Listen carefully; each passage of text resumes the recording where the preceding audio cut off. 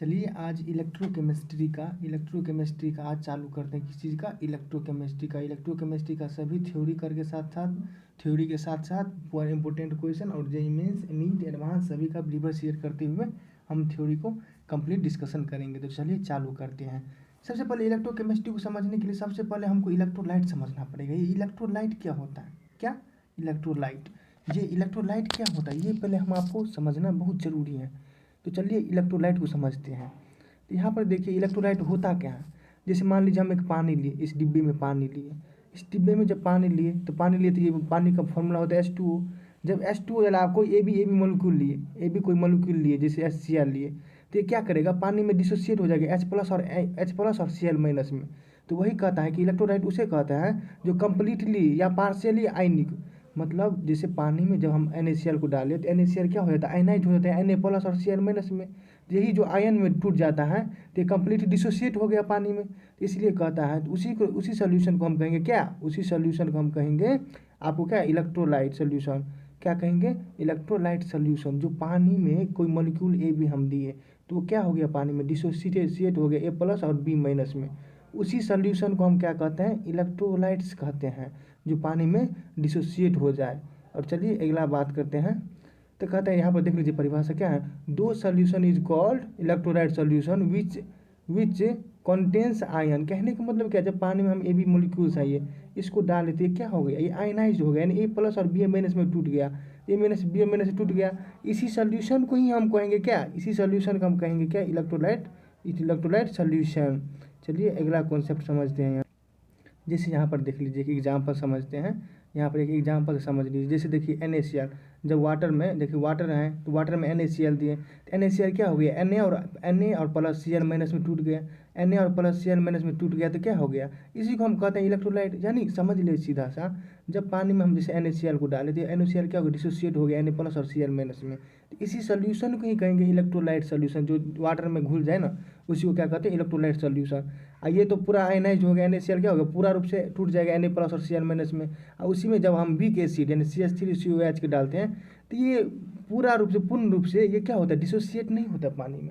ये पानी में पार्शियली डिसोसिएट होता है। तो उसे ही कहते हैं जब पार्शियली, यहाँ पर देखिए, या कम्प्लीटली या पार्शियली आयनाइज, जब पानी में हम डालते हैं कोई भी कंपाउंड को, कोई भी मॉलिक्यूल्स को, जैसे देखिए ये भी डाले, ये पार्शियली या कम्प्लीटली डिसोसिएट हो जाए पानी में, उसको हम क्या कहते हैं? इलेक्ट्रोलाइट। अब चलिए इलेक्ट्रोलाइट तो समझ आ गया। अब जो इलेक्ट्रोलाइट हम पढ़ रहे हैं तो इलेक्ट्रोलाइट तो दो टाइप का हो जाएगा यहाँ पर। कौन? एक वीक इलेक्ट्रोलाइट, स्ट्रॉन्ग इलेक्ट्रोलाइट। एगो होगा जो कम्प्लीटली डिसोसिएट हो जाएगा, एक होगा जो पार्शियली डिसोसिएट होगा। चलिए अब इलेक्ट्रोलाइट सोल्यूशन के बारे में हम समझते हैं। तो यहाँ पर देख लीजिए, यहाँ पर इलेक्ट्रोलाइट सोल्यूशन जो होता है ये आपको दो टाइप का होता है। कैसे? एक जो वीक इलेक्ट्रोलाइट होता है, एक होता है स्ट्रॉन्ग इलेक्ट्रोलाइट। वीक इलेक्ट्रोलाइट क्या होता है? तो ये जो मॉलिक्यूल हम लिए थे ए बी क्या होना चाहिए? ए बी जो मॉलिक्यूल्स लिए थे यहाँ ऊपर में यानी सोल्यूशन में, तो वो क्या होता है? मॉलिक्यूल्स यानी पार्शियली आयनाइज इन सोल्यूशन। यहाँ पर जो देख लीजिए एक मिनट, यहाँ पर जो हम मॉलिक्यूल्स लिए हैं ए बी, यहाँ पर जो ए बी मॉलिक्यूल्स लिए हैं तो ये क्या है? या कम्प्लीटली डिसोसिएट हो सकता है या पार्शियली। तो जब कम्प्लीटली डिसोसिएट होगा तो उस समय क्या होगा? स्ट्रॉन्ग इलेक्ट्रोलाइट्स होगा। तो यहाँ पर देख लीजिए जो दो भाग में हम इसको डिवाइड किए हुए हैं। तो यहाँ पर देखिए वीक इलेक्ट्रोलाइट उसे कहते हैं जो पार्शियली आयनाइज इन सोल्यूशन। ये सोल्यूशन में जो है, ये सोल्यूशन पानी का सोल्यूशन में जब वीक इलेक्ट्रोलाइट को डालेंगे तो ये पूर्ण रूप से आयोनाइज नहीं होगा, ये पार्शियली आधा टूटेगा और आधा बचेगा, उसे ही कहेंगे वीक इलेक्ट्रोलाइट्स। जैसे एग्जांपल देख लीजिए, वीक इलेक्ट्रोलाइट जो होता है ना, ये आप जितने भी वीक एसिड होता है, जितना वीक भी एसिड होता है या वीक बेस होता है, जैसे ऑर्गेनिक जितने भी कंपाउंड होता है वो सभी क्या होता है? वीक एसिड की तरह होता है, एक्सेप्ट सल्फोनिक एसिड छोड़ के।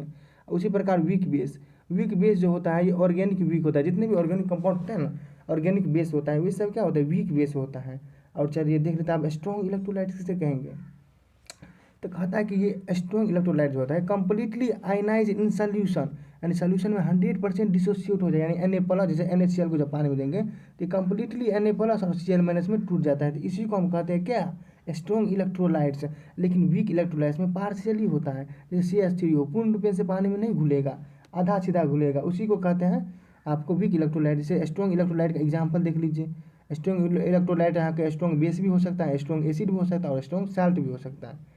वीक स्ट्रॉन्ग इलेक्ट्रोलाइट जैसे HCl पानी में पूर्ण रूप से घुल जाएगा, NaOH पूर्ण रूप से घुल जाएगा, NaCl भी पूर्ण रूप से घुल जाएगा, HNO3 सभी वीक एसिड, मतलब ये क्या है strong acid, HCl H2SO4 SNO3 ये सब क्या है स्ट्रॉन्ग एसिड, जैसे H2SO4 बैटरी में डाला जाता है, ये सल्फ्यूरिक एसिड जला ही देता है, यानी ये सब वीक एसिड है, मतलब स्ट्रॉन्ग एसिड है, पानी में डालते ही ये मतलब क्या होगा तुरंत आयनाइज हो जाता है।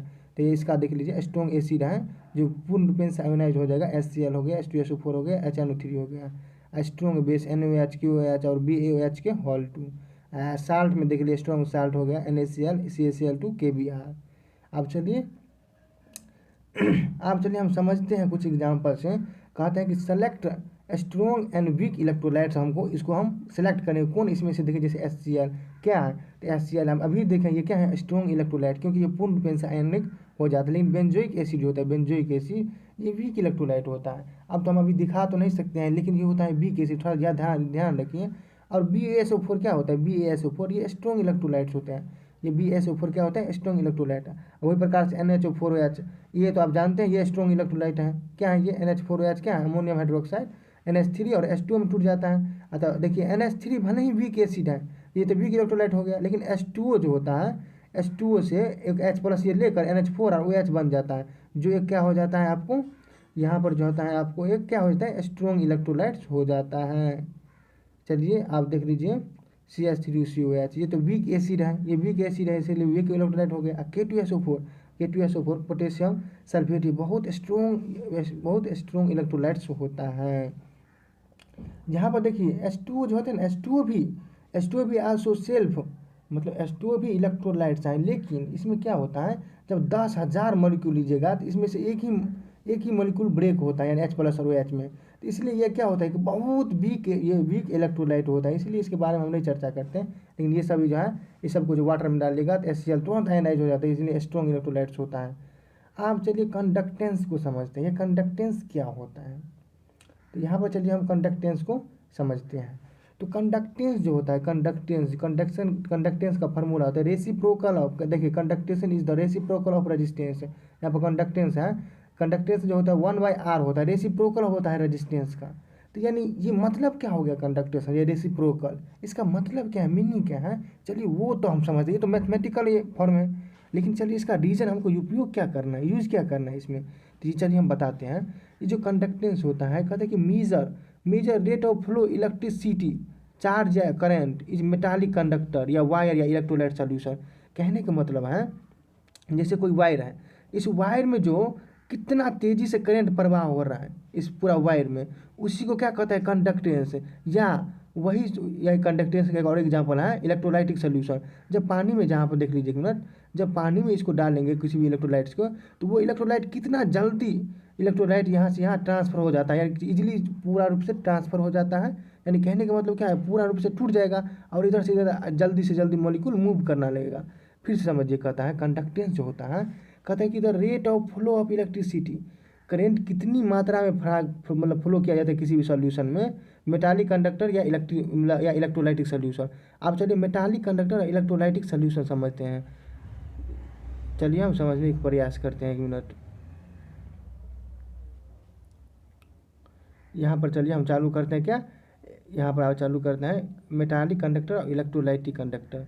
तो यहाँ पर देखिए मेटालिक कंडक्टर क्या होता है, मेटालिक कंडक्टर यानी मेटल, जैसे एल्युमिनियम हो गया, जिंक एल्युमिनियम हो गया, आपका जो जितना वायर कॉपर का वायर होगा इसमें, तो वह मेटालिक कंडक्टर जो होता है ये मेटल में होता है, ये तो जानते होंगे। इलेक्ट्रोलाइटिक सोल्यूशन जो होता है ये क्या हो जाएगा, वाटर में या किसी भी सोल्यूशन में होगा। तो चलिए हम समझते हैं क्या है। तो सबसे पहले यहाँ जो मेटालिक कंडक्टर होता है, यहाँ पर क्या होता है conductance of flow of electron, यानी किसी भी वायर में क्या प्रवाह होता है, इलेक्ट्रॉन प्रवाह होता है। लेकिन वही इलेक्ट्रोलाइटिक कंडक्टेंस में क्या होता है, इलेक्ट्रोलाइटिक कंडक्टेंस में आपको कंडक्टेंस मतलब conductance flow due to ions, इसमें जो होता है ये इसका और इसमें से क्या होता है, इसका आयन इधर जाता है, इसका आयन इधर जाता है, इसमें आयन का ट्रांसफर होता है। किस चीज़ का होता है, आयंस का ट्रांसफर, लेकिन इसमें क्या होता है, इलेक्ट्रॉन का ट्रांसफर। अब चलिए अगला पॉइंट कहते हैं, कहता है कि नो केमिकल रिएक्शन, जैसे हम देखिए इसमें से वायर में से करंट प्रवाह हो रहा है, ऐसा नहीं है कि हम कॉपर का वायर लेते रात में होकर कॉपर सल्फेट हो गया, ऐसा तो नहीं होता है, ऐसा नहीं ना होता है, क्योंकि कॉपर है तो कॉपर ही का होता है। लेकिन सोल्यूशन में जैसे NaCl लिया तो ये वाटर से रिएक्शन करके NaOH बना लेता है, कुछ बना लेता है। तो यहाँ पर क्या होता है, ये रेडॉक्स रिएक्शन एक्वार, यहाँ पर रेडॉक्स रिएक्शन के साथ साथ क्या होता है, यहाँ पर केमिकल नेचर चेंज हो जाता है, इसमें केमिकल नेचर क्या हो जाता है, चेंज होता है।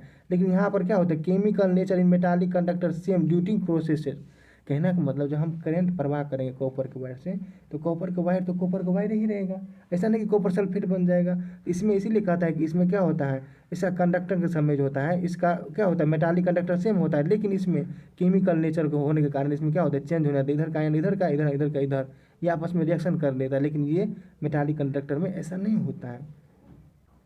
तो यहाँ पर कहता है कि जब मेटालिक कंडक्टर में टेम्परेचर कीजिएगा, ज़्यादा बढ़ाइएगा, तो मेटालिक कंडक्टेंस क्या हो जाएगा, डिक्रीज हो जाएगा। मेटालिक कंडक्टेंस क्या हो जाएगा, यानी इलेक्ट्रॉन फ्लो होने की क्षमता घट जाएगा। जब कोई भी मेटल है उसको जब हीट कीजिएगा तो उसमें इलेक्ट्रॉन के बीच कोलिजन ज़्यादा बढ़ जाता है, ज़्यादा बढ़ जाता है, जिसके कारण वो तेज़ी से फ्लो नहीं कर पाता है। इसीलिए उसका क्या हो जाएगा, कंडक्टेंस, यानी कंडक्टेंस कहने का मतलब क्या है, चार्ज की फ्लो जो होता है वो कम हो जाएगा। लेकिन वही जब आप इलेक्ट्रोलाइटिक सोल्यूशन में टेम्परेचर को बढ़ाइएगा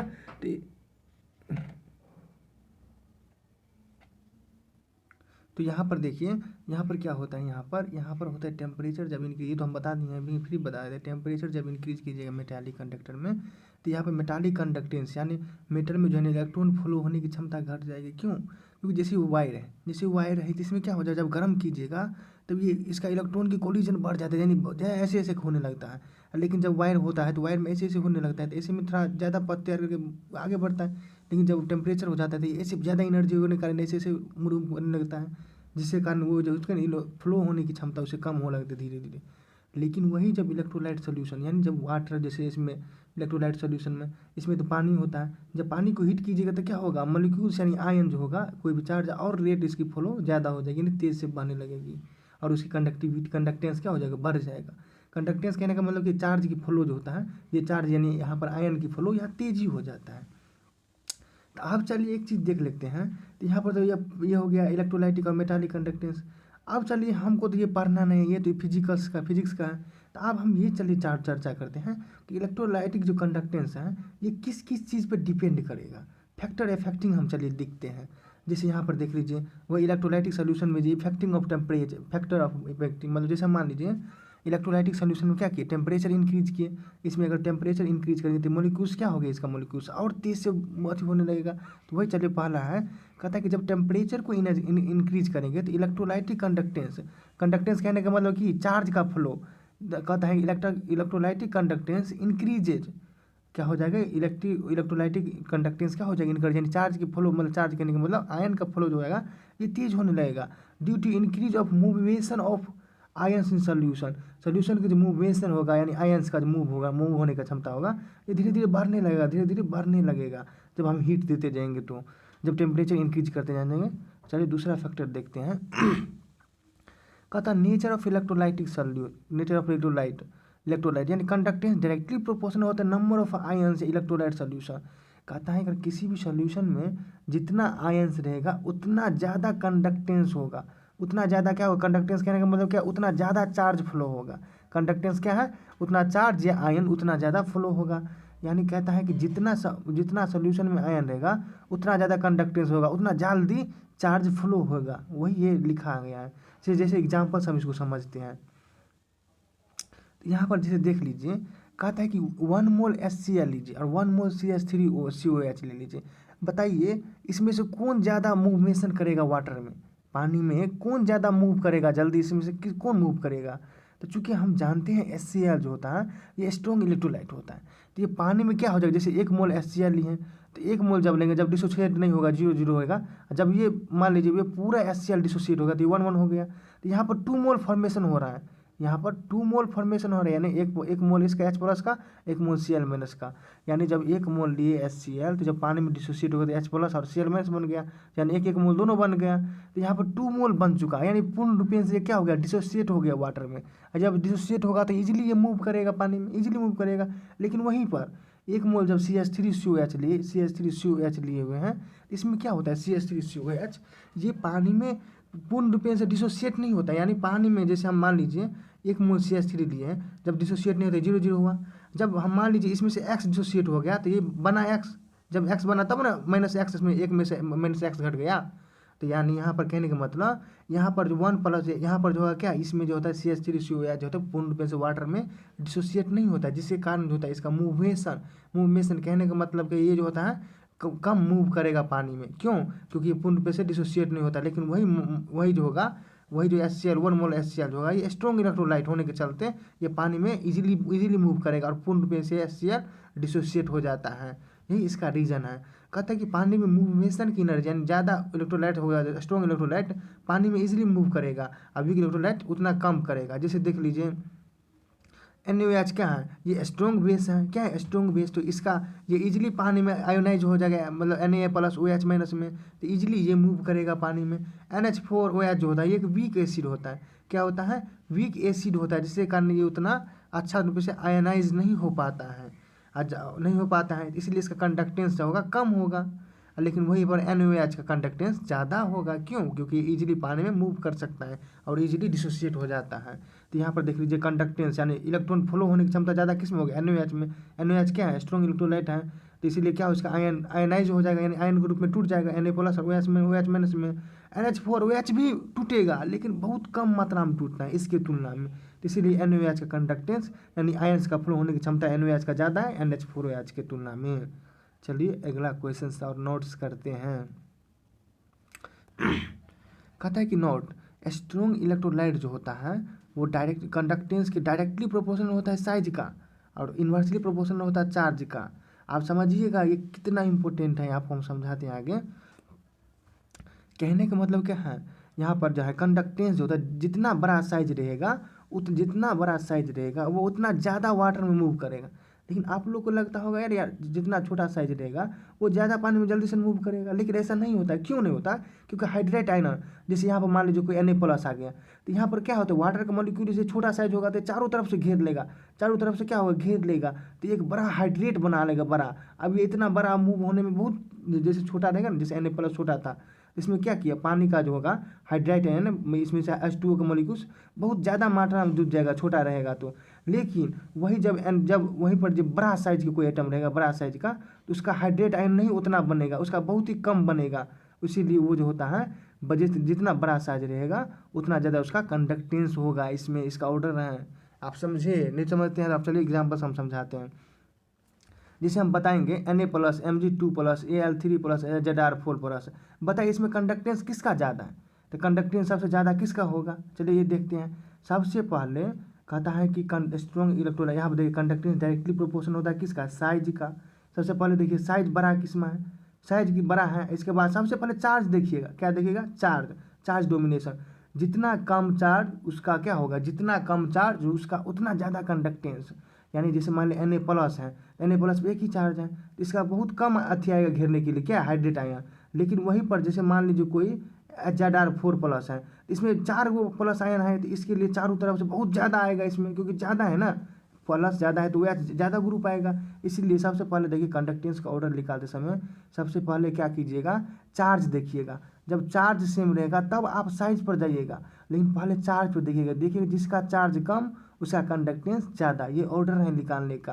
तो वही ना देख लिए, सबसे पहले कंडक्टेंस निकालने का तरीका क्या है, सबसे पहले चार्ज पर जाइए, इसके बाद साइज पर जाइएगा। पहले चार्ज सेम रहेगा तब आप जाइएगा किस चीज़ पर, साइज पर, लेकिन पहले चार्ज से ही करना पड़ेगा। तो यहाँ पर देख लीजिए, यहाँ पर तो किसी पर चार्ज सेम नहीं है, चार्ज इस पर किसी पर सेम नहीं है, तो साइज पर जाएंगे, क्या यहाँ पर देख लीजिए चार्ज क्या है, सेम तो नहीं है, तो यानी सबसे देखिए सबसे कम चार्ज किस पर है, तो Na+ पर है। क्योंकि यहाँ पर देख लीजिए कंडक्टेंस क्या होता है, सबसे पहले कंडक्टेंस जो होता है सबसे पहले Na+ का ज़्यादा हो गया, इसके Mg2+, के Al3+, के Zr4+ के। क्यों Na+ का ज़्यादा इसलिए हुआ क्योंकि सबसे कंडक्टेंस निकालने का तरीका है कि सबसे पहले आप किस चीज़ का देखिए, चार्ज का।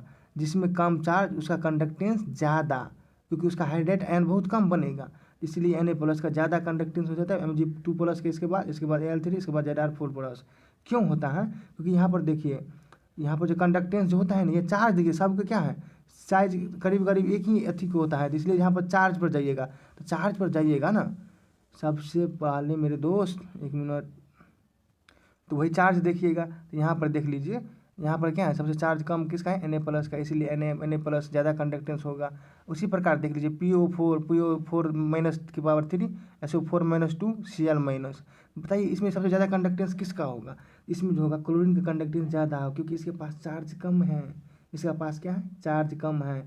वही ना कहें, जब भी कंडक्टेंस का ऑर्डर निकालेगा तो सबसे पहले चार्ज देखिएगा। जिस पे अगर चार्ज का ऑर्डर पहले देख लीजिएगा, जिस पे कम चार्ज होगा उसका कंडक्टेंस ज़्यादा होगा। तो यहाँ पर देखिए Cl माइनस का चार्ज कम है, SO4 का -2 है, PO4 का -3 है, तो कंडक्टेंस का ऑर्डर हो जाएगा इस तरफ से। चलिए अगला एग्जाम्पल करते हैं, शायद आप समझे होंगे, नहीं समझे होंगे, चलिए और समझाते हैं अभी। अब हम कहते हैं, अब देखिए सबसे हम पहले क्या कहते हैं, सबसे पहले आप चार्ज देखिएगा, अगर जब चार्ज सेम रहेगा तब साइज पर जाइएगा, जब चार्ज सेम रहेगा तब किस चीज़ पर जाइएगा, साइज पर जाइएगा। तो यहाँ पर देख लीजिए कंडक्टेंस डायरेक्टली प्रोपोर्शनल होता है साइज का, किसके प्रोपोर्शनल होता है, साइज का। तो यहाँ पर देख लीजिए, तो यहाँ पर सबसे पहले तो चार्ज सेम है, तो चार्ज के अनुसार तो लगा नहीं पाएंगे, तो आप साइज पर जाइए। साइज सबसे बड़ा किसका है, तो CS प्लस का, तो यानी CS प्लस का ज़्यादा हो जाएगा, इसके बाद RB का, इसके बाद K प्लस का, इसके बाद Na प्लस का, इसके बाद Li का। लेकिन आप लोग को लगता होगा कि Li प्लस का ज़्यादा होना चाहिए, लेकिन ऐसा इसलिए नहीं होता है क्योंकि जब इस पानी में जाएगा Li प्लस आया तो इसका क्या करेगा, इसका हाइड्रेट आयन बहुत ज़्यादा घेरेगा, इसको ज़्यादा घेरेगा, इस प्रकार से घेर लेगा, तो ये बड़ा हाइड्रेट बन जाएगा, तो ये मूव करने में बहुत दिक्कत होगा। लेकिन ये CS प्लस है, सब चार्ज तो एक ही है ना, लेकिन ये CS प्लस ज़्यादा चार्ज है, तो इसका हाइड्रेट बहुत कम बनेगा, जिसके कारण जो होता है CS प्लस ईजिली मूव कर पाता है। उसी प्रकार एक ऑर्डर बताइए I minus Br minus Cl minus F minus, इसमें कंडक्टेंस का ऑर्डर क्या हो जाएगा, तो इसमें कंडक्टेंस का ऑर्डर हो जाएगा I माइनस का ज़्यादा, क्योंकि इसका सब में चार तो पहले सेम है, इसलिए साइज पर आप जाएगा, तो इसलिए I माइनस का ज़्यादा हो जाएगा, इसके बाद Br माइनस का, इसके बाद Cl माइनस का, इसके बाद F माइनस का।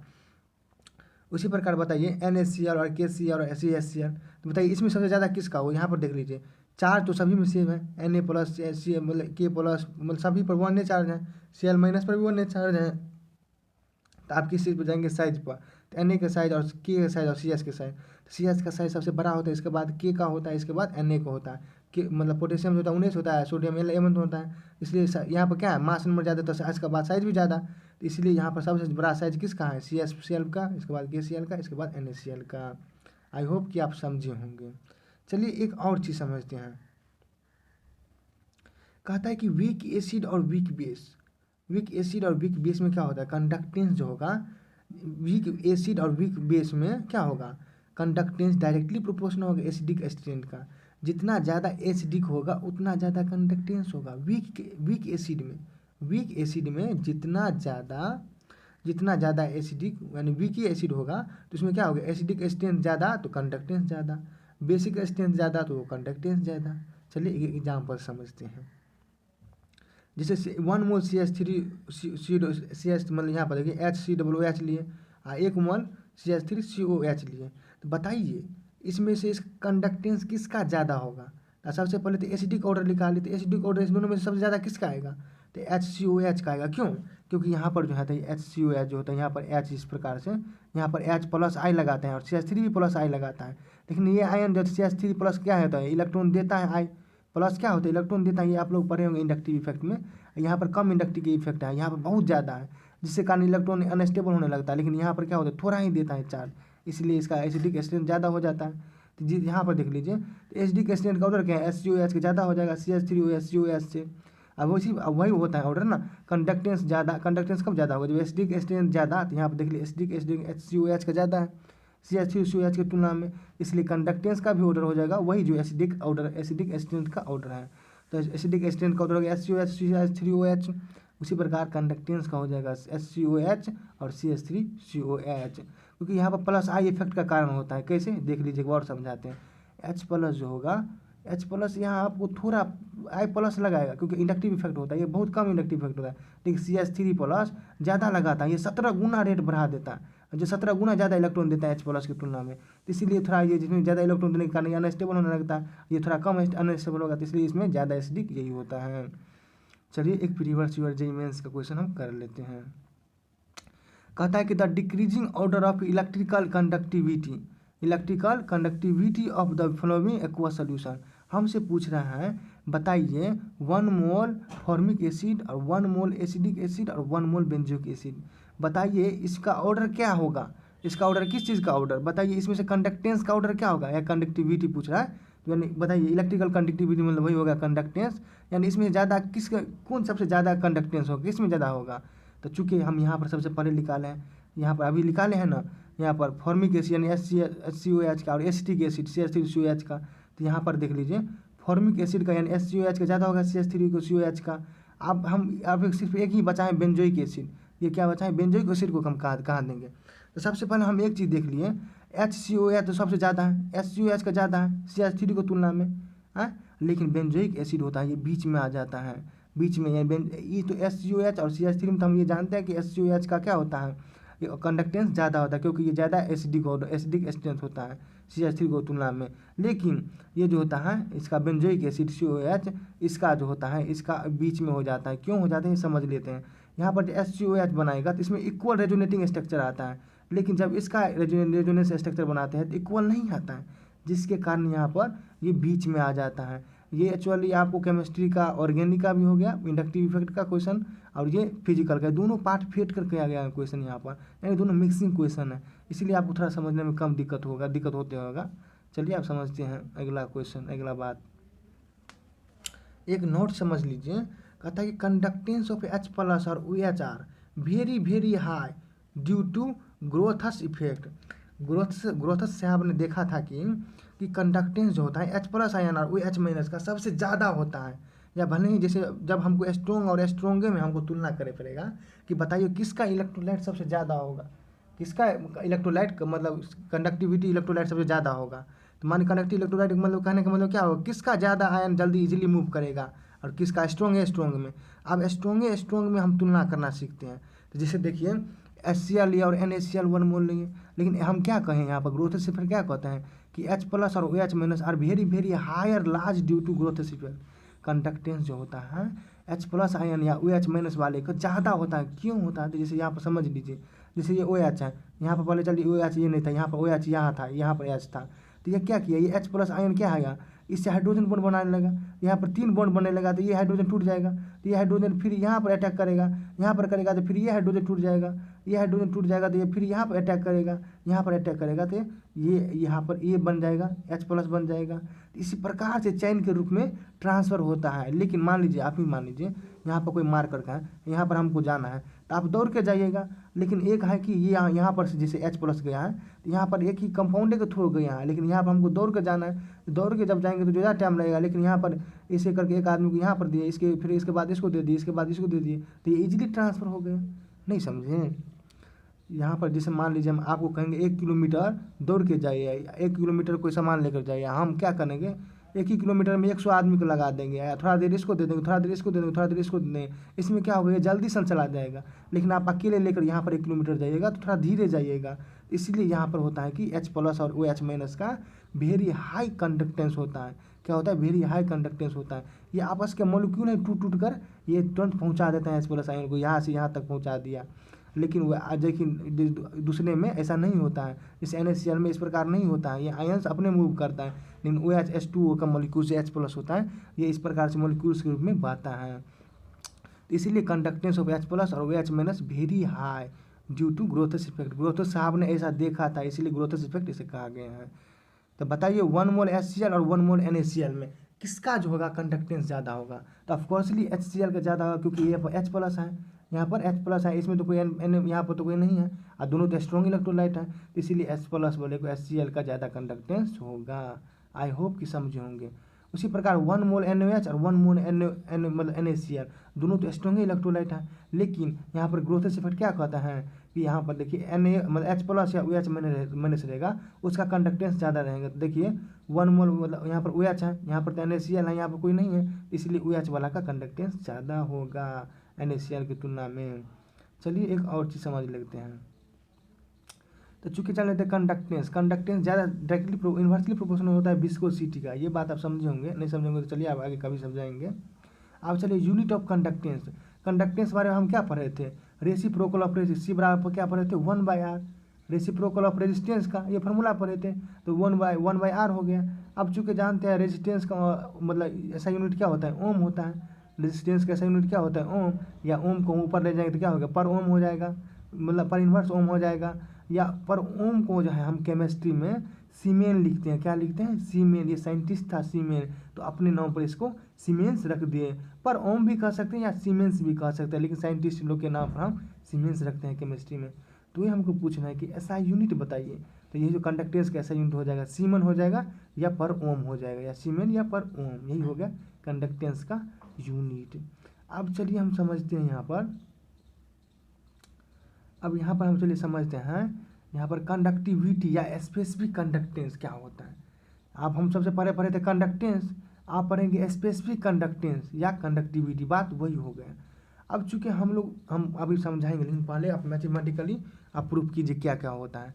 हम चूंकि जानते हैं यहाँ ये क्या होता है, सबसे पहले स्पेसिफिक कंडक्टेंस। तो यहाँ पर हम कंडक्टेंस पहले क्या पढ़े थे, कंडक्टेंस क्या कहता है कि the rate of flow of charge in solution, यानी पूरे सोल्यूशन में कितना प्रवाह हो रहा है आयंस, उसको कहता है कंडक्टेंस। लेकिन स्पेसिफिक कंडक्शन किसे कहता है, तो कहता है कि ये जो होता है the rate of flow of charge in 1 centimetre cube. हम पहले पूरे सोल्यूशन को पढ़ते थे कि कंडक्टेंस उसे कहते हैं जो सोल्यूशन में कितना चार्ज प्रभाव हो रहा है। लेकिन कंडक्टिविटी जो यहाँ पर देखिए, स्पेसिफिक कंडक्टेंस जो होता है 1 सेंटीमीटर में कितना चार्ज प्रवाह हो रहा है, उसको कहते हैं कंडक्टिविटी या स्पेसिफिक कंडक्टेंस। आई होप कि समझोगे। चलिए एक बार और समझाते हैं आपको। सबसे पहले हम चूँकि जानते हैं रेजिस्टेंस डायरेक्टली प्रोपोर्शनल होता है क्या, रो डायरेक्टली प्रोपोर्शनल एल बाई ए का रेजिस्टेंस ये होगा।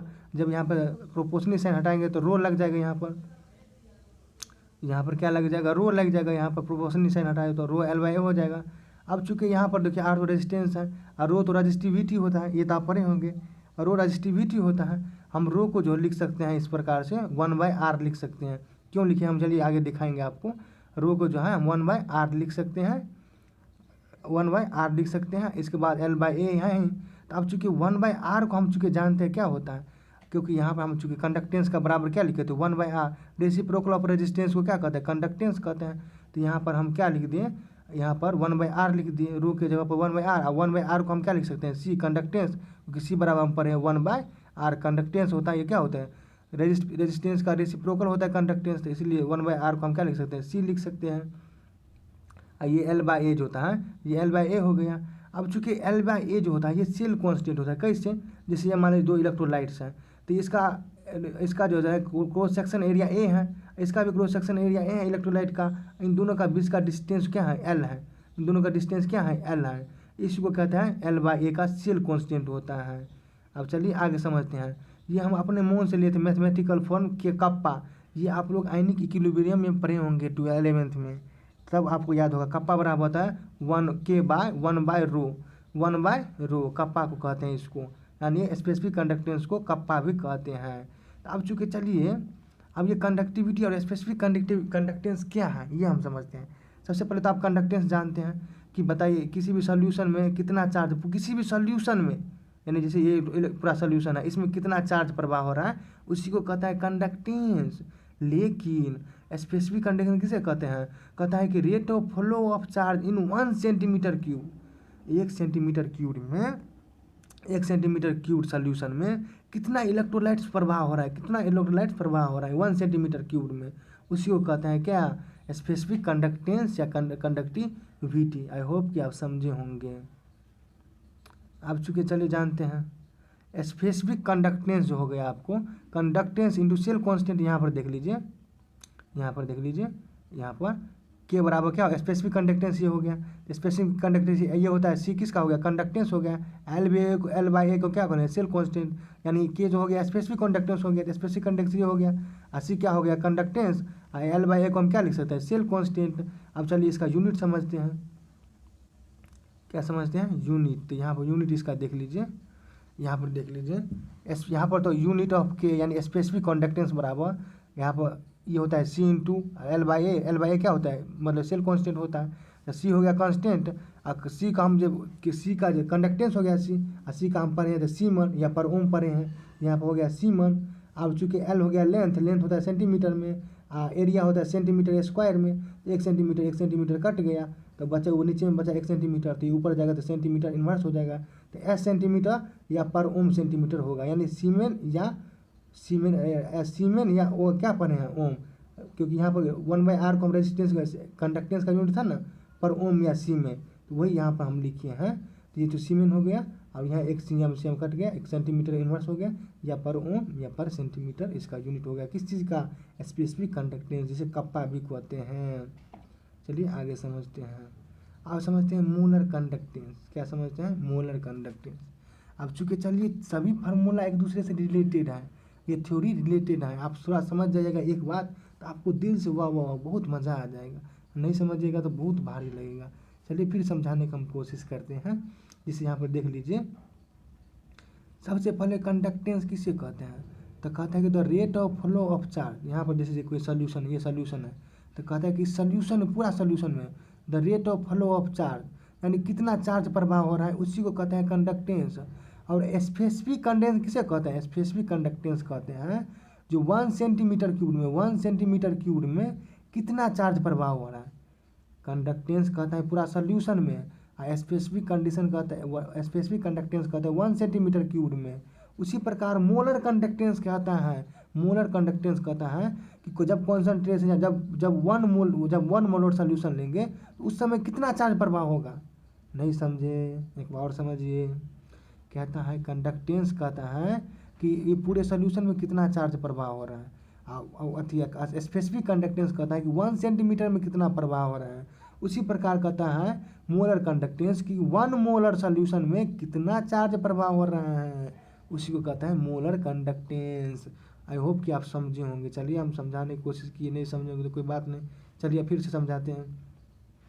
तो वहीं पर कहता है कि मोलर कंडक्टेंस कहता है एकदम, कहता है कि major rate of flow of ion, क्या कहते हैं, flow of charge in 1 molar electrolyte solution. वही कह रहा है कि 1 मोलर इलेक्ट्रोलाइटिक सोल्यूशन में कितना चार्ज प्रवाह होगा, उसी को कहते हैं क्या, मोलर कंडक्टेंस। अब चूंकि मोलर कंडक्टेंस का एक फार्मूला होता है, ये हम अभी नहीं बताए हैं। मोलर कंडक्टेंस लैम्डा m बराबर होता है कप्पा इंटू 10⁻³ m। यहाँ पर जो लैम्डा m जो होता है ये मोलर कंडक्टेंस होता है। क्या होता है, मोलर कंडक्टेंस। और नीचे में जो m है मोलरिटी ऑफ इलेक्ट्रोलाइट सोल्यूशन, यानी ये मोलरिटी हो गया, यानी क्योंकि 1 मोलर सोल्यूशन है ना, मोलर कहने का मतलब मोलरिटी, तो वही हो गया, मोलरिटी हो गया 1 मोलरिटी ऑफ इलेक्ट्रोलाइटिक सोल्यूशन। और यहाँ पर जो ये r है, r कहाँ है, r नहीं, यहाँ पर r होता है कंडक्टिविटी ऑफ सोल्यूशन। अब यहाँ पर नहीं है, चलिए हम दिखाते हैं। अब यूनिट निकालते हैं, लैम्डा m यानी मोलर कंडक्टेंस का यूनिट निकालते हैं। अब चूंकि के का पाई हो गया क्या, स्पेसिफिक कंडक्टेंस। स्पेसिफिक कंडक्टेंस का यूनिट क्या हो गया, सीमन पर सेंटीमीटर। यहाँ पर देख लीजिए स्पेसिफिक कंडक्टेंस का यूनिट क्या है, स्पेसिफिक कप्पा का सीमन सेंटीमीटर, सीमन पर सेंटीमीटर। तो वहीं पर यहाँ पर देख लीजिए के जगह पर क्या लिख दिए, सीमन सेंटीमीटर। चलिए 10⁻³ तो ये कांस्टेंट है, इसका तो कोई यूनिट नहीं होगा। अब चूंकि हम जानते हैं मोलर, यहाँ पर जाते हैं मोलरिटी बराबर होता है नंबर ऑफ मोल्स बटा वॉल्यूम ऑफ सोल्यूशन होता है ना। तो नंबर ऑफ मोल तो ये हो गया। अब वॉल्यूम हम लीटर में लेते थे, लेकिन यहाँ पर लीटर को हम जब यहाँ पर लीटर को सेंटीमीटर में कन्वर्ट करेंगे तो बोना 1000 से मल्टीप्लाई करना पड़ता है। उसी प्रकार लीटर को जब मीटर में सेंटीमीटर में कन्वर्ट करेंगे तो सेंटीमीटर क्यूब हो जाएगा यहाँ पर। तो यहाँ पर देखिए अब यहाँ पर 1 सेंटीमीटर क्यूब, 1 सेंटीमीटर कट जाता है, ये मोल ऊपर जाएगा तो सीमन पर मोल ऑफ सेंटीमीटर स्क्वायर, ये हो जाएगा आपका मोलर कंडक्टेंस का ऐसा यूनिट। ये याद रखिएगा, कई बार पूछा जाता है। अब चलिए इक्विवेलेंट कंडक्टेंस समझते हैं। क्या चीज़, इक्विवेलेंट कंडक्टेंस। तो इक्विवेलेंट कंडक्टेंस किसे कहते हैं, तो कहता है कि जिस प्रकार हम यहाँ पर एक बार फिर समझ लीजिए, कहता है कि जब कहते हैं कि the rate of flow of charge in solution, कहते हैं कि पूरे सोल्यूशन में जब पूरा चार्ज फ्लो होता है तो उसे कंडक्टेंस कहता है। जब 1 सेंटीमीटर क्यूब में फ्लो होता था, 1 सेंटीमीटर में कितना चार्ज फ्लो होता है, उसे क्या कहते हैं, उसे कहता है 1 सेंटीमीटर क्यूब में जब प्रभाव होता है चार्ज, उसे कहता है स्पेसिफिक कंडक्टिविटी। और जब 1 मोलर सोल्यूशन में प्रभाव होता है तो उसे क्या कहता है, मोलर कंडक्टेंस। उसी प्रकार जब 1 इक्विवेलेंट में जब कितना चार्ज प्रभाव होगा उसी को कहता है इक्विवेलेंट कंडक्टेंस। आई होप कि आप समझे होंगे। तो यहीं पर कहता है इक्विवेलेंट कंडक्टेंस लैम्डा इसे लिखा जाता है। कहता है major rate of flow of charge in 1 normal, यानी 1 नॉर्मलिटी, जिस प्रकार से 1 मोलर में कितना प्रभाव हो रहा था उसी प्रकार 1 नॉर्मल में कितना प्रभाव होगा। नॉर्मल क्या है, नॉर्मलिटी होता है, ये आप लोग सोल्यूशन में पढ़े होंगे। चूँकि वही कह रहा है the measure of rate of flow of charge in 1 normal electrolyte solution में कितना चार्ज प्रभाव हो रहा है, उसी को इक्विवेलेंट कंडक्टेंस कहते हैं। तो लैम्डा ई का फार्मूला होता है कप्पा इंटू 10⁻³ एम, यहाँ पर हो जाता है एन नॉर्मलिटी। अब चूँकि हम जानते हैं ऐसा यूनिट निकालते हैं। कप्पा हो गया मोलर कंडक्टेंस, मोलर कंडक्टेंस का ऐसा यूनिट क्या होता है, सीमन पर सेंटीमीटर। अब चूँकि नॉर्मलिटी बराबर होता है नंबर ऑफ ग्राम इक्विवेलेंट बटा तो यहाँ पर होता है सेंटीमीटर क्यूब, यहाँ पर हो गया, ये हो गया। अब चूँकि इसको क्या करता है ग्राम इक्विवेलेंट, ये हो गया। और सेंटीमीटर क्यूब में 1 सेंटीमीटर कट जाएगा था, सीमेन ग्राम इक्विवेलेंट पर इन्वर्स, और सेंटीमीटर इन्वर्स हो जाएगा, सेंटीमीटर स्क्वायर हो जाएगा। ये हो गया क्या इक्विवेलेंट कंडक्टेंस का ऐसा यूनिट।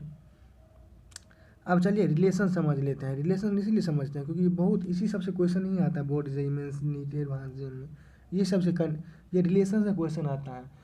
तो चूँकि हम जानते हैं यहाँ पर रिलेशन बिटवीन लैम्डा और लैम्डा ई, यानी मोलर कंडक्टेंस और इक्विवेलेंट कंडक्टेंस का रिलेशन हम अपने मन से निकालते हैं। तो चूँकि हम जानते हैं लैम्डा यानी मोलर कंडक्टेंस का होता है कप्पा इंटू 10⁻³ और लैम्डा ई बराबर कप्पा इंटू 10⁻³ नॉर्मलिटी। अब दोनों का हम क्या किए डिवाइड कर दें, दोनों को डिवाइड करेंगे तो ये और ये कट गया, तो बच जाएगा क्या n/m बच जाएगा। अब चूँकि नॉर्मलिटी को हम लिख सकते हैं n फैक्टर इंटू m, ये फार्मूला पढ़े होंगे सॉल्यूशन में आप लोग। तो ये नॉर्मलिटी को हम क्या लिख सकते हैं n फैक्टर इंटू m, ये लिख सकते हैं। यहाँ पर m और m कट जाएगा, तो लैम्डा m बटा लैम्डा ई बराबर हो जाएगा n फैक्टर, और लैम्डा ई इधर चल जाएगा तो क्या हो जाएगा मल्टीप्लाई में हो जाएगा, इसलिए लैम्डा m बराबर हो जाए n फैक्टर इंटू लैम्डा ई। यानी मोलर कंडक्टेंस निकालना होगा तो इक्विवेलेंट में, यानी इक्विवेलेंट कंडक्टेंस में n फैक्टर से गुना कर दीजिएगा तो वही हो जाएगा उसका आंसर। अब चलिए n फैक्टर क्या होता है ये हम आगे बताते हैं। तो चूँकि n फैक्टर चलिए देख लीजिए n फैक्टर क्या होता है। तो n फैक्टर क्या होता है, जैसे किसी भी मॉलिक्यूल से, जैसे किसी भी मॉलिक्यूल में टोटल पॉजिटिव चार्ज या टोटल निगेटिव चार्ज, किसी भी जैसे किसी भी मॉलिक्यूल्स हैं, जैसे Na2CO4 में कितना पॉजिटिव चार्ज है, तो सोडियम में +1 होता है, यहाँ पर +1 होता है, और सोडियम 2 है तो यहाँ पर पॉजिटिव चार्ज कितना हो गया 2। उसी प्रकार SO4 पर कितना चार्ज होता है -2, तो वही कहता है टोटल पॉजिटिव चार्ज या टोटल निगेटिव चार्ज, वही होता है क्या n फैक्टर। तो वही हो गया यहाँ पर Na2SO4 में n फैक्टर कितना हो गया 2, क्यों क्योंकि यहाँ पर टोटल पॉजिटिव चार्ज 2 है, इसलिए तो इसका हो जाएगा n बराबर 2। जैसे Al2SO4 अल्कोहल 3, इसमें कितना हो जाएगा n फैक्टर, तो चूँकि एक एल्युमिनियम में +3 चार्ज होता है, तो 2 एल्युमिनियम है तो इसलिए क्या हो जाएगा 2 से मल्टीप्लाई यानी 6 हो जाएगा, इसलिए जो इसका n फैक्टर 6 हो जाएगा। यानी टोटल पॉजिटिव चार्ज या टोटल निगेटिव चार्ज है, टोटल पॉजिटिव चार्ज एल्युमिनियम पर 6 हो जाएगा। उसी प्रकार K4 एफिशिएंसी 6 आप पढ़े होंगे आप कोऑर्डिनेशन कंपाउंड में पढ़िएगा, नहीं पढ़े होंगे तो इस पर जो होता है +4 चार्ज होता है, वो हम आगे लिखाना सिखाएंगे। चलिए अब कुछ क्वेश्चन कर लेते हैं पहले यहाँ पर। चलिए क्वेश्चन करते हैं। तो यहाँ पर कहता है हमको मोलर कंडक्टेंस, क्या कहता है मोलर कंडक्टेंस यहाँ पर देख लीजिए, molar conductance of A solution and electrolyte AB3 is 150 centimetre cube. हम पहले सम पढ़ लेते हैं, इसके बाद हम आपको बताते हैं मोलर कंडक्टेंस कितना दिया गया है। AB3 एक मॉलिक्यूल है जिसका 150 सेंटीमीटर स्क्वायर पर मोल हमको दिया गया है क्या मोलर कंडक्टेंस दिया गया है। इफ आयनाइज AB3 होता है A3+ और 3B- में, तो इक्विवेलेंट कंडक्टिविटी निकालिए। अब चूँकि हम अभी भर के आए हैं लैम्डा m बराबर फार्मूला होता है, यानी मोलर कंडक्टेंस होता है n factor into L lambda E equivalent conductance. तो हमको पूछ क्या रहा है इक्विवेलेंट कंडक्टिविटी यानी इक्विवेलेंट कंडक्टेंस। तब चूँकि जहाँ यहाँ पर मोलर कंडक्टेंस दिया गया है क्या समझ पढ़िए यहाँ पर molar conductance of A solution electrolyte AB3 एक मॉलिक्यूल है जिसका मोलर कंडक्टेंस 150 दिया गया है, 150 दिया गया है। तो यहाँ पर मोलर कंडक्टेंस हमको दिया गया है 150।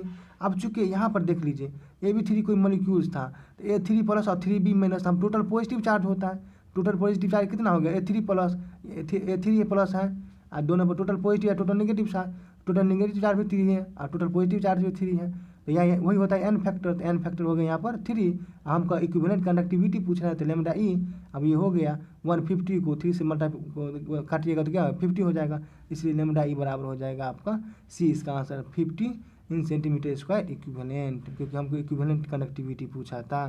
तो सिंपल से C इसका आंसर हो गया। आई होप कि आप समझे होंगे। चलिए उसी प्रकार यहाँ पर देख लीजिए इक्विवेलेंट कंडक्टेंस दिया Fe2SO4 के होल 3, तो इसका निकालिए किसका Fe2SO4 और इसका होल 3। अब चूँकि होल 3 है, अब चूँकि 1 साल पर SO4 पर कितना होता है, SO4 पर कितना चार्ज होता है -2 होता है, यहाँ पर 3 है तो 3 के लिए क्या हो जाएगा 1 साल पर SO4 पर होता है 2 चार्ज यानी -2, तो 3 पर हो जाएगा कितना 6 चार्ज हो जाएगा। तो वही इसी का इसका जो n फैक्टर हो जाएगा FeSO4 का n फैक्टर क्या हो जाएगा n फैक्टर इसका 6 हो जाएगा, n फैक्टर क्या हो जाएगा 6 हो जाएगा। अब चलिए ये तो हो गया। अब हमको पूछ क्या रहा है, कहता है कि equivalent conductivity of related to more conductivity by the exception, मतलब एक्सप्रेशन। कहता है कि इक्विवेलेंट कंडक्टेंस और मोलर कंडक्टेंस का हमको रिलेटेड कीजिए। अब चूंकि हम जानते हैं मोलर कंडक्टेंस बराबर होता है N factor into equivalent conductance, तो हमको इक्विवेलेंट कंडक्टेंस के बारे में पूछ रहा है। तो अब चूंकि यहाँ पर जानते हैं एन फैक्टर यहाँ पर कितना हो गया इस मॉलिक्यूल का, एन फैक्टर हो गया 6। क्यों? क्योंकि यहाँ पर देख लीजिए ये जैसे Fe3 पर, Fe3 पर यहाँ पर देखिए SO4 पर कितना होता है, SO4 पर -2 चार्ज होता है, जबकि ये 3 है, 3 के लिए क्या हो जाएगा 2 इंटू 3 क्या हो जाएगा 6, तो एन फैक्टर कितना हो गया 6। और लेमडा ई बराबर यहाँ पर देख लीजिए लेमडा ई बराबर हो जाएगा लेमडा m बटा 6। तो ये देखिए यहाँ पर आंसर है डी, लेमडा ई बराबर लेमडा m बटा 6 लिखा हुआ है, तो इसका आंसर हो जाएगा क्या डी। चलिए अब क्वेश्चन यहाँ पर देख लीजिए प्रीवियस ईयर की भी क्वेश्चन करेंगे, ऐसा मत कहिएगा कि वैसे ही क्वेश्चन कर रहे हैं, प्रीवियस ईयर की भी हम क्वेश्चन करेंगे। चलिए हम करते हैं। कहता है कि a conductance cell was filled by इतना मोलरिटी ऑफ KCl सॉल्यूशन। हम पढ़ लेते हैं, आपको इसके बारे में हम समझाते हैं आपको।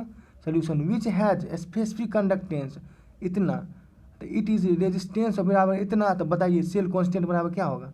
अरे यार सबसे पहले हम फार्मूला जानते हैं क्या, कप्पा बराबर क्या होता है, आर मतलब कप्पा बराबर फार्मूला क्या होता है, कप्पा बराबर फार्मूला होता है, ये कप्पा बराबर क्या होता है C/L/A, क्या होता है C/L/A, और C बराबर क्या होता है 1/R। तो ये सभी वैल्यू हम चलिए पुट करते हैं।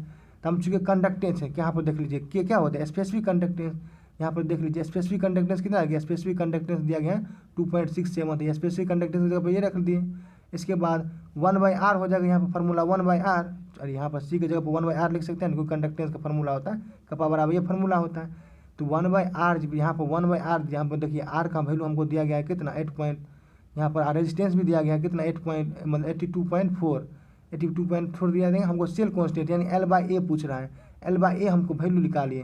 तो यहाँ पर देखिए स्पेसिफिक कंडक्टेंस हमको यहाँ पर दिया गया है 2.768, और वहाँ पर रेजिस्टेंस दिया गया है, तो रेजिस्टेंस का ये हो जाएगा 1/R हो जाता है ये फार्मूला में, क्योंकि C है तो C को जो हम लिख सकते हैं 1/R भी लिख सकते हैं, इसीलिए 1/R हो गया ये। और सेल कांस्टेंट है, सेल कांस्टेंट वैसे हमको सेल कांस्टेंट पूछ ही रहा है, तो आप सेल कांस्टेंट बराबर क्या हो जाएगा, यहाँ पर इतना, इन दोनों को मल्टीप्लाई कर दीजिए, तो इन दोनों को मल्टीप्लाई कीजिएगा तो 0.2286 ऐसे प्रकार से आएगा, यानी इसका आंसर बी आ जाएगा।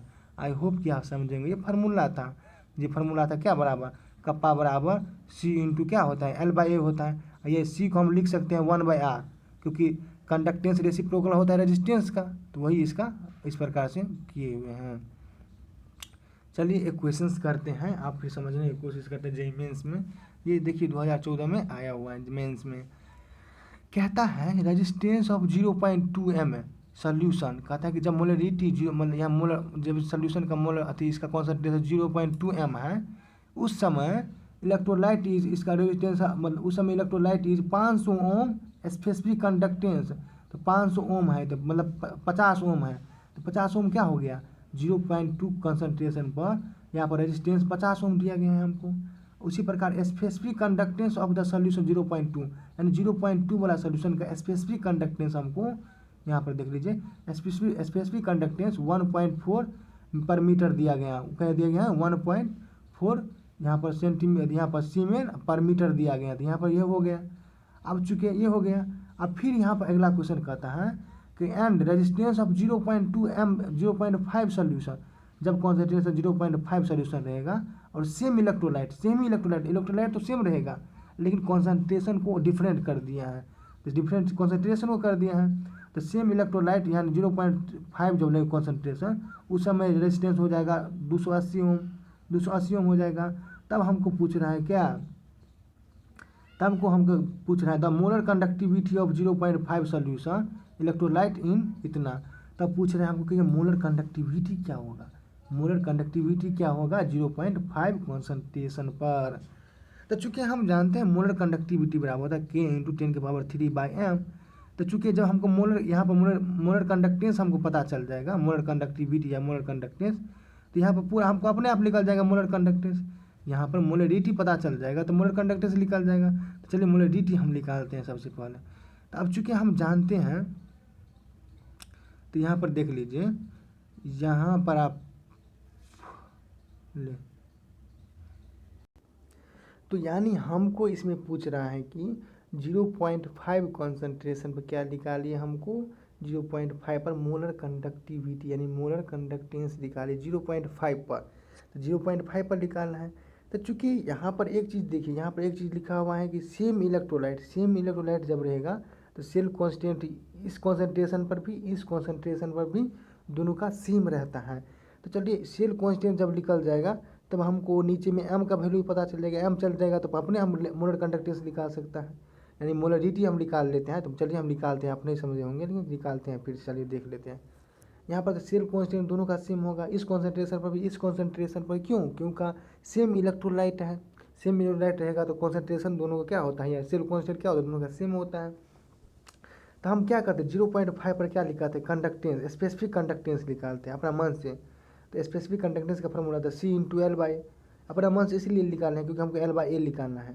तो इस कंसंट्रेशन पर निकालते हैं, इस कंसंट्रेशन पर जब हम निकालें तो K बराबर होता है C×L/A। तो अब चूँकि C क्या होता है कंडक्टेंस, C बराबर क्या होता है 1/R, 1/R होता है। तो यहाँ पर C के जगह पर 1/R लिख दिए, तो यहाँ पर R का वैल्यू कितना है, तो 280, तो 280 हो गया। यहाँ पर देख लीजिए, हमको यहाँ पर देखिए L/A जो हम निकाले हैं यहाँ पर, चलिए हम L/A यहाँ पर निकालते हैं। तो L/A 1.4 कैसे आ गया, तो L1/4 कैसे आ गया यहाँ पर हम देख लेते हैं। तो यहाँ पर चलिए ये तो हो गया, यहाँ पर 0.5 कॉन्सेंट्रेशन का ये था, 0.5 कॉन्सेंट्रेशन का कप्पा था। अब क्या करते हैं 0.2 कॉन्सेंट्रेशन पर कप्पा निकालते हैं, यानी उसका भी स्पेसिफिक कंडक्टेंस निकालते हैं, दोनों के स्पेसिफिक कंडक्टेंस निकालें। स्पेसिफिक कंडक्टेंस पहले इसको निकालते हैं, इसमें C×L/A होगा, जबकि C बराबर हमको दिया है 1/50, तो 1/50 दिया गया है और स्पेसिफिक कंडक्टेंस इसमें दिया गया है 1.4। तो यहाँ पर 1.4 और 1/50 ये दोनों को मल्टीप्लाई कीजिएगा तो L/A यहाँ पर क्या हो जाएगा, यहाँ पर ये दोनों आपस में मल्टीप्लाई हो जाएगा 50 और यहाँ पर 1.4 और 50 दोनों मल्टीप्लाई हो जाएगा। तो यहाँ पर आ गया L/A का वैल्यू क्या है 1.4 × 50। तो अब चूँकि सेल कॉन्स्टेंट का वैल्यू तो दोनों का सेम होगा, क्यों? क्योंकि सेम इलेक्ट्रोलाइट्स हैं। तो आप इस वाले में इस 0.5 कॉन्सेंट्रेशन में L/A का वैल्यू बैठा दीजिए, तो के बराबर हो जाएगा 1/80 और L/A का वैल्यू हम यहाँ पर बैठा दिए। अब चूँकि यहाँ से हमको क्या पता चल गया, कप्पा, क्या पता चल गया, कप्पा। तो कप्पा पता चल गया, यह स्पेसिफिक कंडक्टेंस। तो यहाँ पर ऊपर में के वैल्यू बैठा दीजिए, तो 1/80 हो गया और 1.4 इंटू 1/80 1/280 इंटू 1.4 इंटू 50, यहाँ पर के का वैल्यू बैठा दीजिएगा और 10 की पावर 3 रहबे करेगा।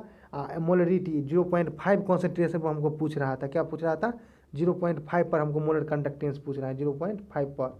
यहाँ पर देखिए 0.5 पर मोलर कंडक्टेंस पूछ रहा है, तो मोलर कंडक्टेंस होता है λm और 0.5 यानी मोलरिटी हमको दिया गया 0.5। जब इस सभी का वैल्यू पुट करके जब इसका सॉल्व कीजिएगा तो इसका 1/2 इंटू 10 की पावर 3 आएगा, यानी 2 और 2 कट जाएगा, ये आ जाएगा 5 इंटू 10 की पावर 2 इसका आंसर हो जाएगा। आई होप कि आप समझे होंगे। इसमें सिंपल था क्या, दोनों का कॉन्सेंट्रेशन अलग दिया हुआ, देखिए 0.2 कॉन्सेंट्रेशन पर R दिया गया है और के का वैल्यू भी दिया गया है, तो 0.5 पर भी इसका रेजिस्टेंस दिया गया है, अब मोलर कंडक्टेंस पूछ रहा है।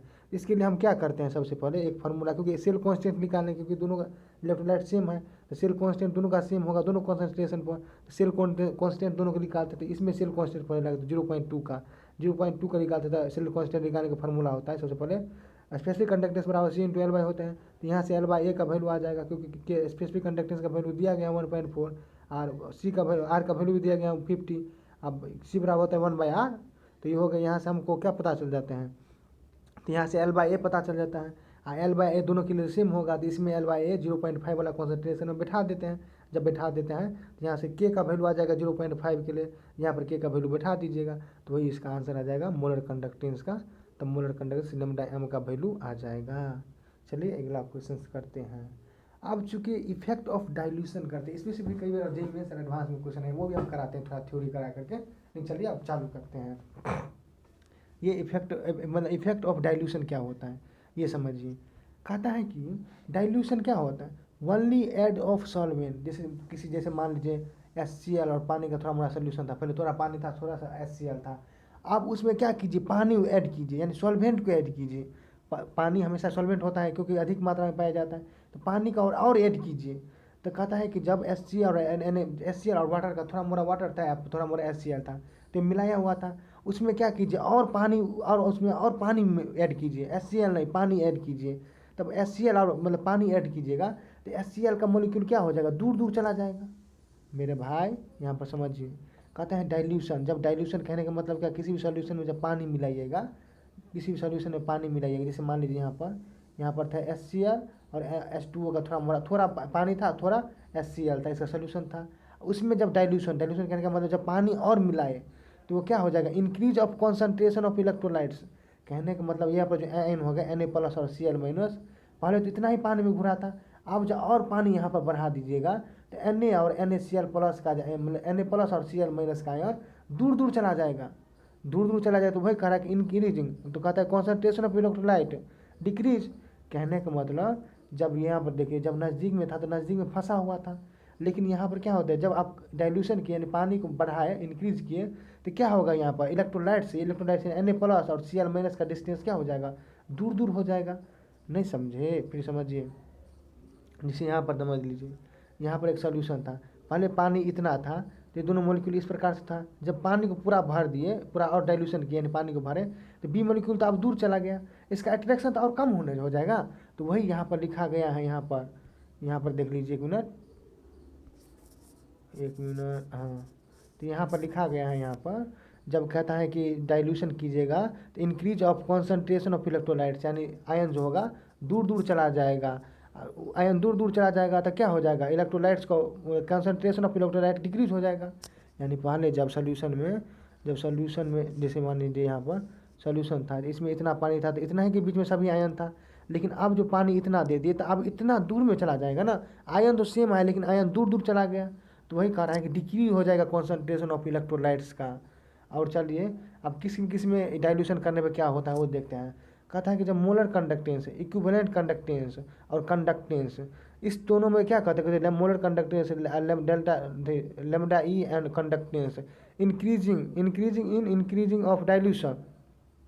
कहता है कि जब इन तीनों में पानी और ज़्यादा मिलाइएगा, इंक्रीजिंग कीजिएगा डाइल्यूशन का, तो decrease of concentration of electrolytes. कहने का मतलब जब इन तीनों में आप पानी मिलाइएगा तो पहले इतना में था सभी मॉलिक्यूल्स, आप पानी दीजिएगा, भर दीजिएगा तो यहाँ पर पूरा में अब हो जाएगा, पूरा में हो जाएगा तो क्या होगा, आयंस का डिस्टेंस यानी इलेक्ट्रोलाइट का डिस्टेंस क्या हो जाएगा, बढ़ जाएगा। इससे क्या हो जाएगा, कॉन्सेंट्रेशन ऑफ इलेक्ट्रोलाइट डिक्रीज हो जाएगा। पहले इतना में था तो पूरा तगड़ा से बना हुआ था, लेकिन दूर गया था, अब इस दोनों का कॉन्ट्रैक्शन, दोनों का दोस्ती तो अब दूर हो जाएगा। तो वही कह रहे हैं यहाँ पर।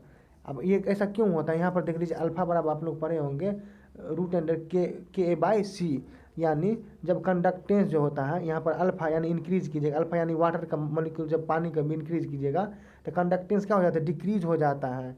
तो वही चलिए समझते हैं, थोड़ा नहीं समझेंगे तो और समझाते हैं, कोशिश करते हैं। कहता है कि जब जैसे मान लीजिए कोई वीक इलेक्ट्रोलाइट है, वीक इलेक्ट्रोलाइट में क्या होता है, अल्फा बराबर K/C √, में तो ये डिक्रीज, जब ये कंडक्टेंस को डिक्रीज कीजिएगा तो अल्फा क्या हो जाएगा, इंक्रीज होगा। कहता है जब number of ions increase on dilution, कहता है कि जब वीक एसिड में क्या होता है, वो तो पूर्ण रूप से डिसोसिएट होता नहीं रहता वीक एसिड में, जब पानी मिलाते हैं इसमें तो ये तो और दूर दूर चला जाता है। दूर दूर कहने का मतलब ये तब पूर्ण रूप से डिसोसिएट होने लगता है।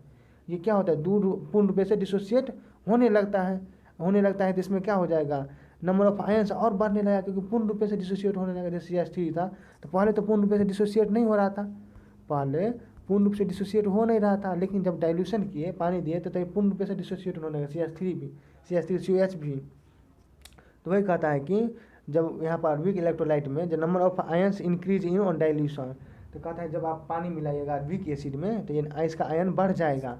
स्ट्रॉन्ग इलेक्ट्रोलाइट में क्या होता है, स्ट्रॉन्ग इलेक्ट्रोलाइट में वो कहते हैं कि distance between ions increase, so मूवमेशन ऑफ आयन आल्सो इंक्रीज।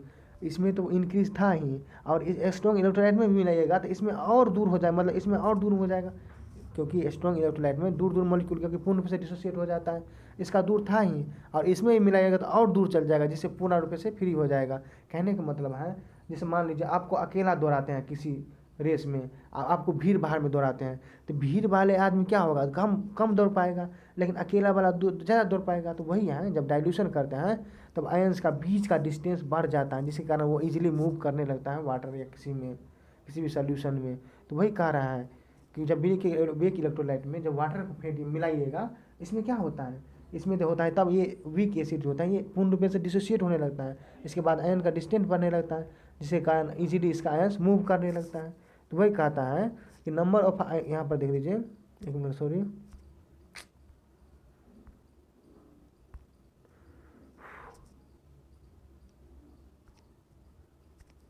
यहाँ पर देख लीजिए, सॉरी एक मिनट, हाँ, तो यहाँ पर देख लीजिए, तो कहता है कि number of ions increase on dilution.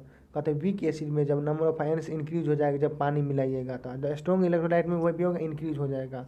लेकिन बाट कहता है कि बाट कंडक्टिविटी डिक्रीज, यहाँ पर लेमडा एम तो इंक्रीज करेगा, मोलर कंडक्टेंस भी इंक्रीज करेगा, लेमडा ई भी इंक्रीज करेगा, कंडक्टेंस भी इंक्रीज करेगा, लेकिन कंडक्टिविटी यानी स्पेसिफिक कंडक्टेंस डिक्रीज कर जाएगा, यानी कंडक्टिविटी डिक्रीज कर जाएगा। क्यों डिक्रीज करेगा? क्योंकि पहले देखिए उसका फार्मूला क्या है कि 1 सेंटीमीटर क्यूब में कितना ज़्यादा आयंस प्रभाव होता है, उसी को कहता है कंडक्टिविटी या स्पेसिफिक कंडक्टेंस या कंडक्टिविटी। तो 1 सेंटीमीटर क्यूब में कहता है। अब चूँकि जब हम पानी मिलाएंगे तो 1 सेंटीमीटर में जो आयन था वो अब जब पानी इसमें मिलाएंगे तो क्या हो जाएगा, आयन तो दूर हो जाएगा। तो अब 1 सेंटीमीटर क्यूब में तो बहुत कम आयन बचेगा ना मेरे भाई। नहीं समझे, एक बार समझाते हैं। कंडक्टिविटी क्यों डिक्रीज हो जाता है, मोलर कहते हैं स्पेसिफिक कंडक्टेंस या कंडक्टिविटी क्यों डिक्रीज कर जाता है? क्योंकि इसका फार्मूला है कि 1 सेंटीमीटर क्यूब में कितना आयंस प्रभाव होता है, उसी को क्या कहते हैं, मोलर, इसी को कहता है क्या, स्पेसिफिक कंडक्टेंस या कंडक्टिविटी। जब वाटर मिलाइएगा पूरा सोल्यूशन में तो इसका 1 सेंटीमीटर क्यूब वाला आयन बहुत दूर दूर चला जाएगा, यहाँ पर आ जाएगा, यहाँ पर चला जाएगा, दूर दूर चल जाएगा, जिससे 1 सेंटीमीटर क्यूब में तो आयन घट जाएगा, जिसके कारण क्या हो जाता है, but conductivity decrease on increasing, यहाँ पर कहता है कि ऑन इंक्रीजिंग डाइल्यूशन और डिक्रीजिंग और कॉन्सेंट्रेशन ऑफ इलेक्ट्रोलाइट। यानी 1 सेंटीमीटर क्यूब में पहले मान लीजिए, यहाँ पर देख लीजिए, 1 सेंटीमीटर क्यूब में पहले 20 आयन था, जब पानी मिलाए तो 20 आयन पूरा फैलने लगा। तो अब यहाँ पर कितना आयन बचेगा, बहुत कम बचेगा, 20 से तो बहुत कम बनेगा। तो वही यहाँ पर कह रहा है इंक्रीजिंग ऑफ डाइल्यूशन कीजिएगा तो decrease of concentration of electrolyte. तो यहाँ पर इलेक्ट्रोलाइट आप कहता है कि जब पानी मिला दीजिएगा तो इसमें इलेक्ट्रोलाइट कम ही हो जाएगी, क्योंकि पूरा आयन फैलने लगेगा। तो वही यहाँ पर कह रहा है कि कंडक्टिविटी डिक्रीज हो जाएगा। यहाँ पे एक और समझ लीजिए, रीजन है नंबर ऑफ आयंस पर सेंटीमीटर क्यूब डिक्रीज, वही ना कह रहे हैं। 1 सेंटीमीटर में जो पहले जितना आयन था जब पानी मिलाएगा तो दूर दूर भाग जाएगा, तो 1 सेंटीमीटर में अब क्यूब कम हो जाएगा, जिसके कारण इसका कॉन्सेंट्रेशन इलेक्ट्रोलाइट का डिक्रीज हो जाएगा। चलिए, एक जेईमेंस का इसी कॉन्सेप्ट पर आया था, देखिए हम इसीलिए इतना जोर दे रहे थे क्योंकि इस पर क्वेश्चन आया हुआ है इसीलिए। चलिए देखिए कहते हैं consider the statement S1 and S2। कहते हैं कि S1 और S2 दोनों दिया गया है, तो बताइए हमको इन दोनों में से कौन सही है। तो पहले इसको समझने के लिए पहले यहाँ पर समझ लीजिए कंडक्टिविटी का मतलब कंडक्टेंस। जब आप पानी मिलाइएगा किसी भी सॉल्यूशन में तो क्या हो जाएगा, उसका कंडक्टिविटी क्या होता है, कंडक्टिविटी हो गया क्या, यानी स्पेसिफिक कंडक्टेंस। जब वाटर में पानी मिलाइएगा तो क्या होगा, जब पानी मिलाइएगा, ज़्यादा डाइल्यूशन कीजिएगा तो इसमें क्या हो जाएगा, यहाँ पर स्पेसिफिक कंडक्टेंस या कंडक्टिविटी डिक्रीज हो जाएगा। क्यों? क्योंकि कंडक्टिविटी क्या होता है 1 सेंटीमीटर क्यूब में, तो 1 सेंटीमीटर क्यूब में जब डाइल्यूशन पानी मिलाएगा तो आयन बढ़ जाएगा, दूर दूर चल जाएगा, इसलिए इसका कंडक्टिविटी डिक्रीज हो जाएगा जब डाइल्यूशन कीजिएगा। लेकिन कॉन्सेंट्रेशन भी डिक्रीज हो जाएगा। क्या हो जाएगा, कॉन्सेंट्रेशन, कहने का मतलब क्या, पहले इतना भी था अब लेकिन क्या हो जाएगा, कॉन्सेंट्रेशन बहुत ज़्यादा हो जाएगा, पानी ज़्यादा हो जाएगा तो कॉन्सेंट्रेशन भी बढ़ जाएगा। ये हो गया किस चीज़ का, कंडक्टिविटी का।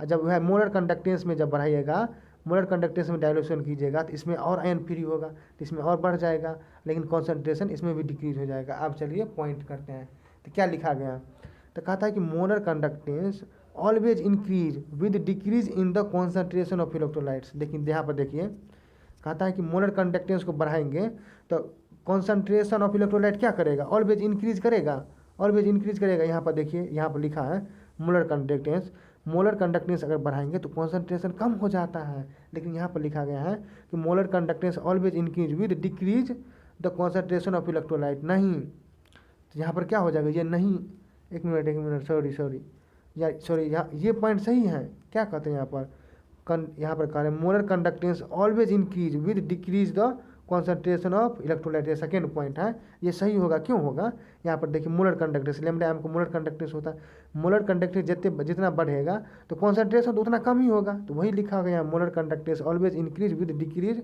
The concentration of electrolyte, concentration decrease हो जाता है। तो ये सेकेंड सही है। आप फर्स्ट देखिए क्या कह रहे हैं, फर्स्ट कह रहा है कंडक्टिविटी ऑलवेज इंक्रीज, कंडक्टिविटी कहता है कि ऑलवेज इंक्रीज करेगा with decrease the concentration of electrolyte. यहाँ पर देखिए जब कंडक्टिविटी डिक्रीज कर रहे हैं, कंडक्टिविटी डिक्रीज कर रहे हैं, यहाँ पर आप कंडक्टिविटी को जब हम इंक्रीज करेंगे तो कंसंट्रेशन क्या हो जाएगा, कंसंट्रेशन भी इंक्रीज करेगा। लेकिन यहाँ पर क्या है, कंडक्टिविटी कह रहा है कि बढ़ाएंगे तो कंसंट्रेशन क्या करेगा, घट जाता है। मेरे भैया ये गलत पॉइंट्स हैं, नहीं समझ रहे हैं आप, थोड़ा मोड़ा समझिए। कहता है कि कंडक्टिविटी ऑलवेज इंक्रीज, कंडक्टिविटी को जब ऑलवेज आप इंक्रीज कीजिएगा तो क्या कहता है कि with decrease the concentration of electrolytes, electrolytes decrease करेगा नहीं, और घटाइए, क्योंकि ये अगर कंडक्टिविटी को बढ़ाइएगा तो इलेक्ट्रो कंसंट्रेशन ऑफ इलेक्ट्रोलाइट भी बढ़ेगा, लेकिन यहाँ पर ये नहीं लिखा गया, इसलिए S1 पॉइंट गलती होगा, S2 सही होगा। तो यहाँ पर लिखा गया है S1 इज रॉन्ग, S1 ठीक है में रॉन्ग है और S2 क्या है, करेक्ट है। चलिए आई होप कि आप पूरा समझे होंगे। चलिए अब अगले वीडियो में मिलते हैं।